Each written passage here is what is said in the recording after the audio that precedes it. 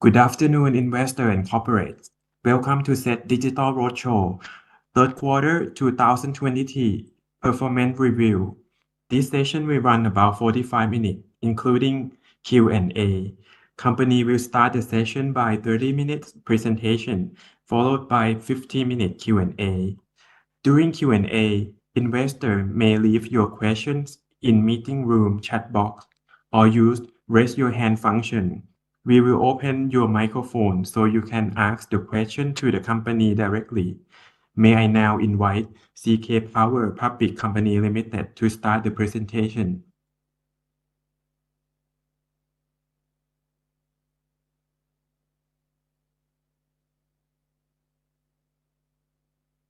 Okay, do you see the screen properly? All right. Is there any foreigner here in this room? There might. So, okay.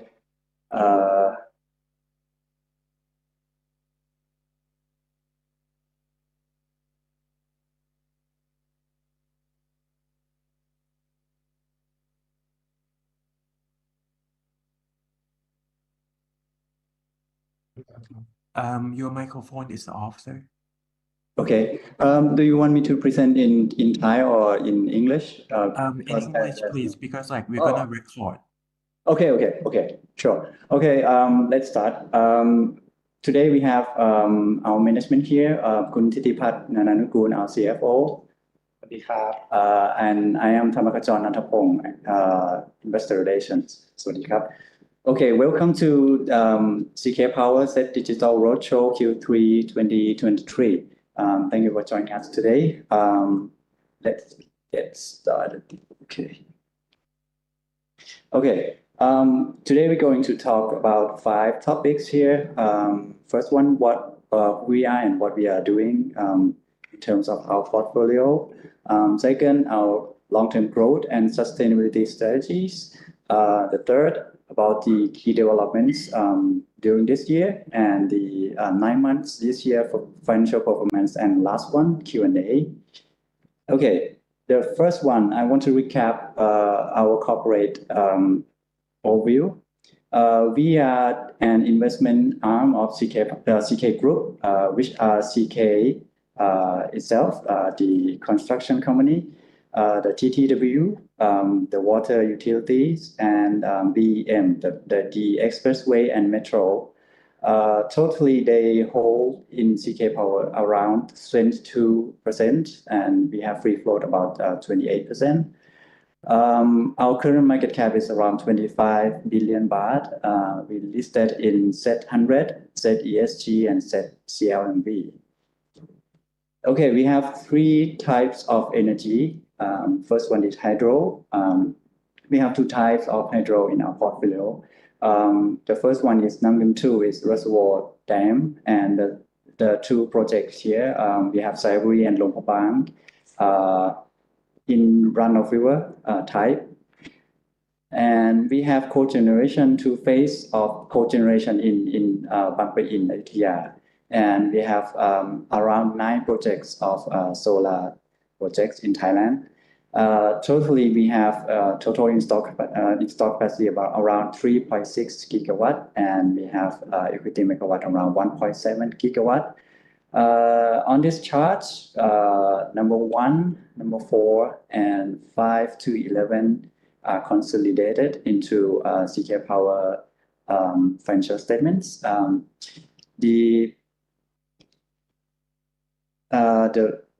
others are not consolidated. They are associated. We are not just the holding company. We are also the operator of all the power plant, exclude number 12 and 13. Okay. Since we are quite keen with the hydro, so we have 93% of our portfolio is hydro, around 3.4 gigawatt, and 238 for cogeneration and 29 megawatt in solar. And of course, 93% of our portfolio are renewables, and the rest is the conventional energy. Our main customers are state-owned enterprise in Thailand, which is majority by EGAT and DEA, and the rest 2% each are EDL, which is the electricity of Laos and industrial customers in Ayutthaya Bangpin, not the 2%. And all of hydro assets are located in Laos. So 93% of our assets are located in Laos and the rest are located in Thailand. Okay, that's around wrap up for our portfolio. For moving on the long-term growth and sustainability strategies, we have long-term growth strategies focused on 5 areas. First one, we looking for the install capacity of over 6,000 megawatt by 2027. The contract capacity, not the COD capacity. From now, around 3.6 gigawatt to 6 gigawatt by 2027. And of course, we are going to invest only in renewable energy from now on. From now, we have around 93% of green capacity in our portfolio. We aim to increase it into at least 95% of our portfolio in green. And we still focus in ASEAN region. And we target to be net zero by 2050, which is a bit faster from Thailand goal. And on the internal electricity used, we aim to use 100% from renewable by 2043, including using the renewable energy certificate or REC, as you may know.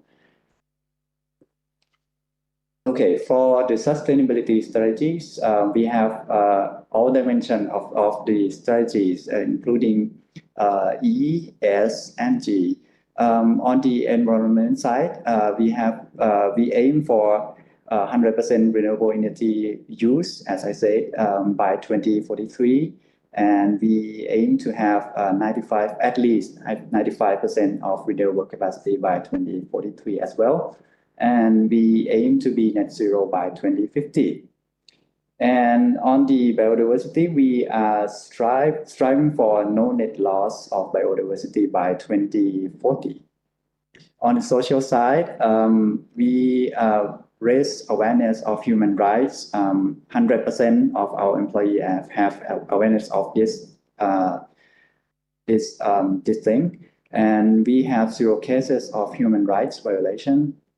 On the social and community care, we have a strong program of CSR, which we call Hin Hoi program.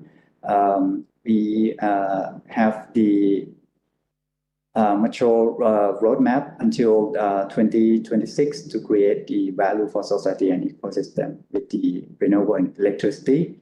And the last one, on the governance and economic, we have business model resilience, which we will explore for new customer both in ASEAN and outside ASEAN. And we also integrated digital transformation and other innovations in our operation. Okay, let's talk about the key developments during this year. For this page, I would like to highlight the Savory green bonds, green debentures, sorry. Green debentures this year, Savory has issued the green debentures in October this year for 3 tranches, totaling 3.5 billion baht at around 5.35%. Until now, Savory has issued 2 series of green debentures, totaling almost 12 billion baht from their outstanding debt, around 91 billion baht. So that could be fix some of the long-term loans into the fixed interest rate against the rising of interest rate situation today. Okay. On this side, this page might be a bit different from what you have in hand now. A bit more information. This is the Luang Prabang investment. So the basic information of the project is they have installed capacity of about 1.4 gigawatt. They also run of river type, the same as Siberi that we have done before. They have concession period of 35 years with the off-taker of the all electricity is EGAT, and they plan to COD in early 2030. Current status, the project has already got the CA, and they already signed the power purchase agreement, and they also closing of financial the CFA already, and they are now started the construction in early this year, and they plan, as I mentioned, they plan to COD in early 2030. The shareholder of the project is we, CK Power, at 50%, Gulf at 20%, CK 20%, and PT Seoul, our partner in Laos, another 10%. So in total capital injection in the portion of CK Power would be around 21 billion baht across this year to 2029, which will be use the cash of around 2 to 3 billion baht a year. We are now inject cash into the project of around 4 billion baht, and the remaining cash that we need to inject in is around 17 billion baht. Okay, about the awards and recognition, I want to highlight these two. We have ranked AAA in SET ESG ratings recently. As you might know that they are SET THSI before. The AAA is the highest rank of the SET ESG ratings of the Stock Exchange of Thailand, which means we are focus. We focus on the ESG in our investment and operational. And also we also got the excellent CG score from IOD for the 6th consecutive year, and we plan to maintain the ratings of both SET ESG ratings and set the CG score going forward. Okay. Skip into the financial performance for first 9 months of this year. Okay, this is the picture of the CKP consolidated financial statements. CKP consolidated have a revenue of around 9 to 10 billion baht a year. With the EBITDA margin exclude the share profit. The EBITDA margin purely is around 50%, plus the share profit of around 1.5 to 2 billion baht a year, down to the net profit after tax of around 20% margin.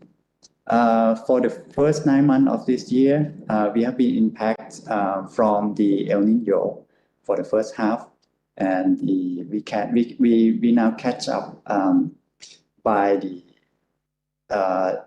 late Q3. So the contribution from our hydro, both Namim 2 and Siberi, is lower than last year. Namim 2 is lower than last year, almost 300 million baht, and Siberi is lower than last year, of 1.4 billion. And we have some help from BIC, which help from the gas price situation, which is better than much more better than last year. The rest, we have the expiration of the subsidies of the BKC, the solar one. The other was expired last year. So this year, BKC have lower revenue than last year as well.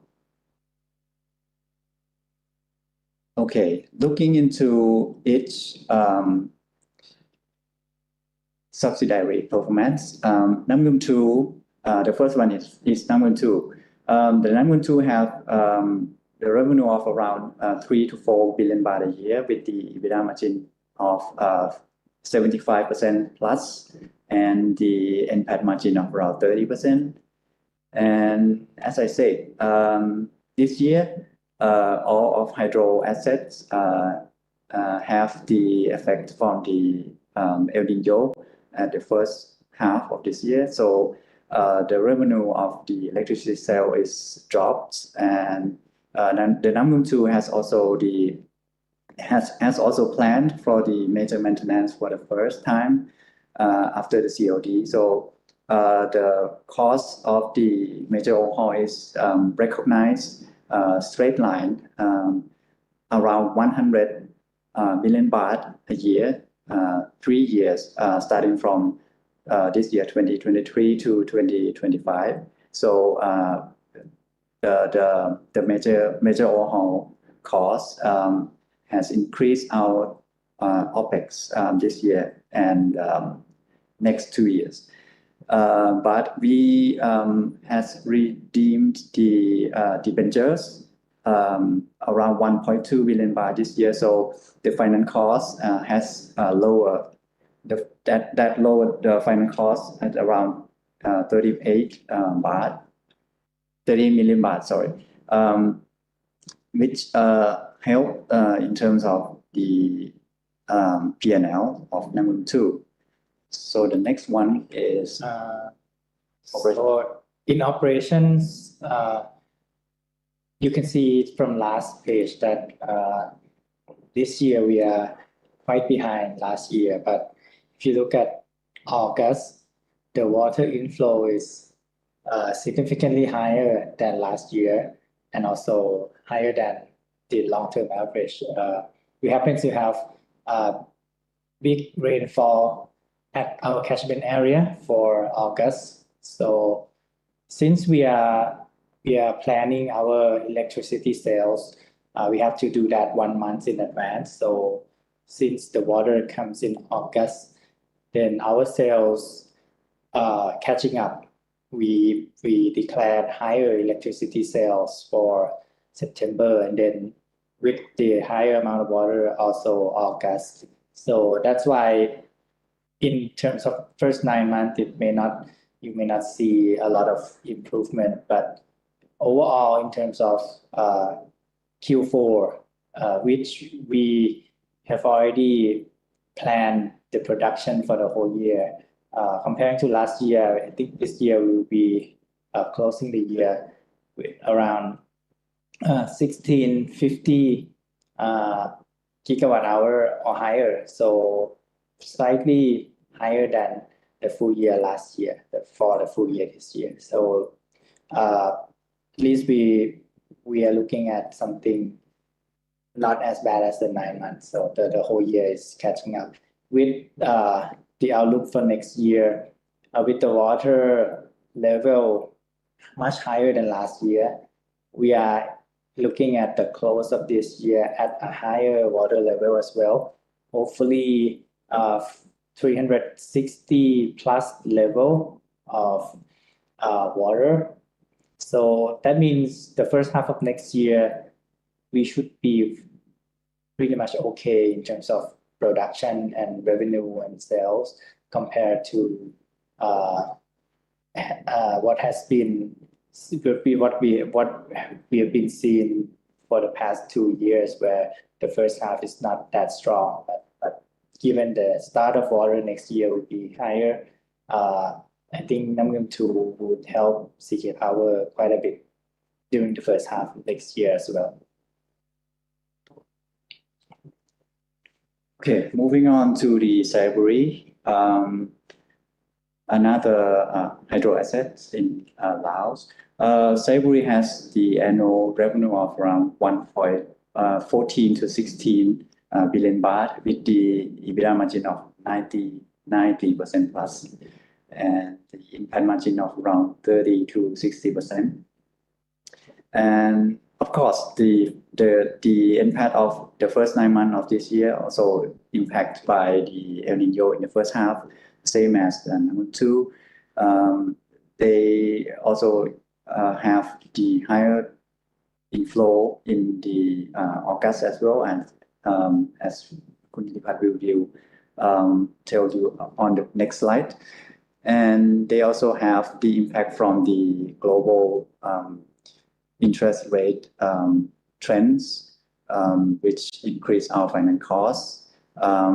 At the end of Q3, Savory has finance costs at around 6.6%, and with the debenture issuance at the end of October, they have fixed rate of around 24% of all long-term debt outstanding, and another 76% of the float rate, which is down from 80% last year.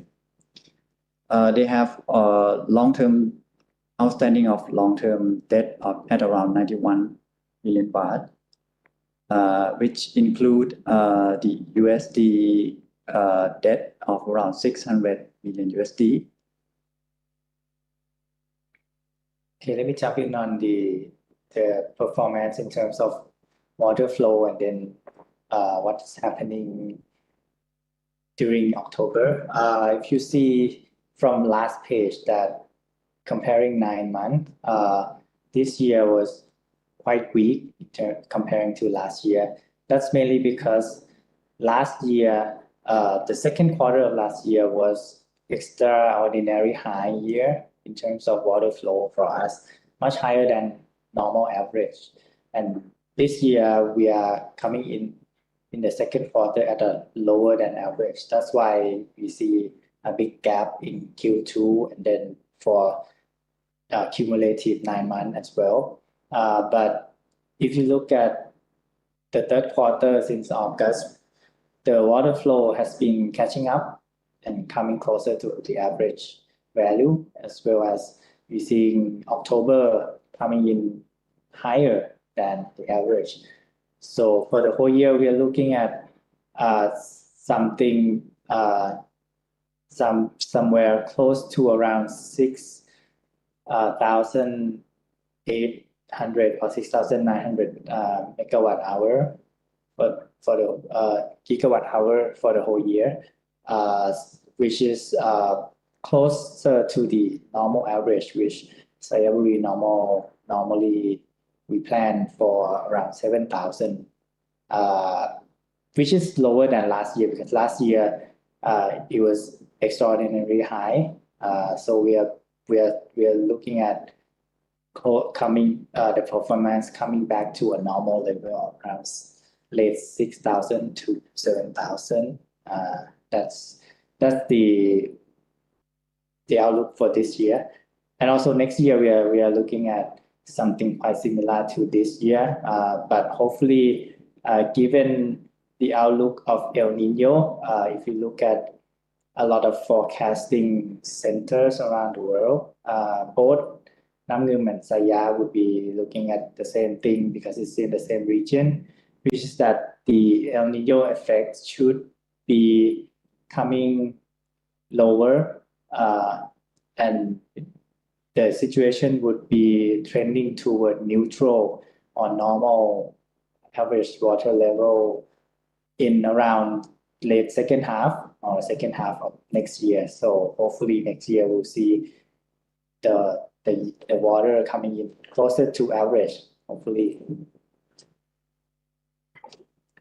Okay, let's moving on to the cogeneration projects. The BIC, they have the normal annual revenue of around 4 to 5 billion baht, except last year, which is extraordinary year.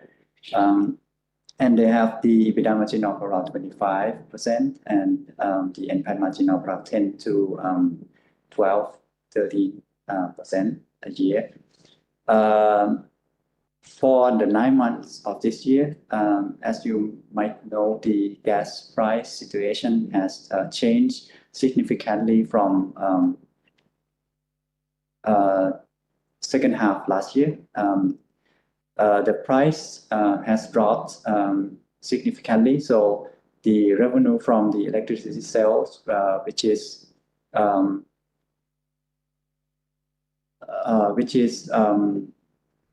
impact a lot from the gas price has dropped, and also the cost of sales has we have saving from the gas costs a lot as well. So that help BIC in terms of the bottom line from last year. Yeah, for operations of BIC, if you look at the normal volume of electricity sold, it didn't change that much year on year. So the main swing of big performance was mainly coming from the price of electricity and gas. So basically the revenue came down because the price which we normally pass through the gas cost as well comes down. So at the same time, the cost also comes down. So on a net basis, we actually have seen improvement in performance because the revenue that comes down, it comes down less than the cost that is coming down, partly because the government also improved the FT as well. So if you see the yellow line, the gas price comes down, but the FT, which is the government announced a little bit later, so it catches up slightly later and then coming down slightly later. So in last year, we saw a lot of decline in performance, but this year, you can say that it is coming back to a normal profit level of around 400 to 500 million a year at 100% ownership basis. So it should contribute quite okay to CK Power. And then hopefully next year, if there's not much change from this year's situation, then the whole year should be close to normal as well. Okay, moving on to the solar asset, the Bang Khien Chai or BKC. They have a total revenue of around 150 to 180 a year, and they have EBITDA margin of around 90%, and have the impact margin of around 50%. As I mentioned before, the BKC has the subsidized from the government, but the subsidize has been expired in August last year. The subsidize is we call it adder into the revenue from electricity sales, which is around 8 baht per kilowatt hour per unit. So after the expired of the adder last year, you see the drop of the total revenue of 9 months of this year against last year's, and also the expiration is also impact to the EBITDA and the impact margin as well. This is the main driver for the weaker impact margin of the BKC. As you will see, the volume of electricity sale is almost the same as last year. The main driver is just the expiration of the adder. Okay, moving on to the balance sheet of the CK Power consolidated. At the end of 9 months of this year, CK Power have a bit lower of the total asset at around 68 billion baht. The main driver was the repayment of the redemption of the Namgum 2 around 1.2 billion baht in this year, and we have some dividend payments on the May this year as well. And the leverage now we have net interest bearing debt of around 0.59 times at the end of third quarter this year, with the covenant of not exceeding 3 times. So we have the healthy financial statement. On the long-term loan and debentures, we have the light orange one, which is CK Power at the holding level at around 12 billion baht, and at the number 2 level at around 11 billion baht. At big level, BIC 1 and 2 at around almost 5 billion baht.